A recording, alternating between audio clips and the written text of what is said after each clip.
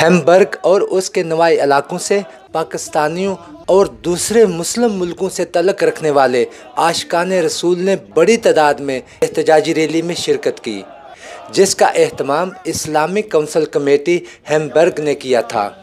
Rally مختلف شاہراہوں سے گزرتی ہوئی مین سینٹرل آفس کے سامنے ختم ہوئی۔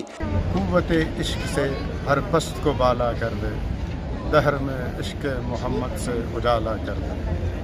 ہمیں چاہیے کہ ہم اپنے حوصلے جو ہیں ان کو بلند رکھیں، ان کفار کی باتوں میں نہ آئیں، اور اپنے پیارے آقا محمد صلی اللہ علیہ وسلم کا نام جو نام جاپتے ہیں اس کو ہمیشہ اوپر رکھیں، اور ان کی عظمت کے لیے، حرمت کے لیے نکلتے رہیں۔ یہی آج کا میسج ہے کہ ہم ان کے نام پر آنچ نہ آنے دیں۔ ہم کسی کے خلاف نہیں ہیں، مگر ہم چاہتے ہیں کہ ہمارے نبی صلی اللہ علیہ وسلم کا جو توقیر ہے، احترام ہے، اور وہ تمام دنیا جو ہے وہ کرے۔ اللہ سبحانہ تعالیٰ نے نبی پاک صلی اللہ علیہ وسلم کے لیے جتنی محبت ہمارے دلوں میں وہ ڈالی ہوئی ہے کہ نبی پاک سے محبت کرو اور آخر تک کرو۔ اس بدبخت نے جو کام کیا ہے وہ ایک ذی شعور بندہ نہیں کر سکتا۔ ریلی سے خطاب کرتے ہوئے مقررین نے کہا کہ عالمی عدالت پیغمبروں، خاص طور پر خاتم النبیین کے احترام کے لیے قانون سازی کرے، تاکہ آزادی اظہار کی آڑ میں مقررین نے عالم اسلام سے اس حوالے سے دنیا کے سامنے جرأت مندانہ موقف اپنانے کا مطالبہ کیا۔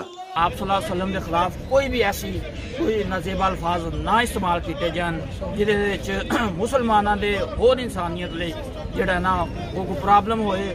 انہاں دا جڑا پیغام ہے وہ پوری انسانیت لئی ہے، وہ پوری رحمت للعالمین ہے، پوری کائنات واسطے اور رحمت للعالمین ہے۔ ہم ہر چیز برداشت کر سکتے ہیں، لیکن اپنے پیارے نبی حضرت محمد صلی اللہ علیہ وسلم کے بارے میں کوئی ایسی چیز برداشت نہیں کر سکتے۔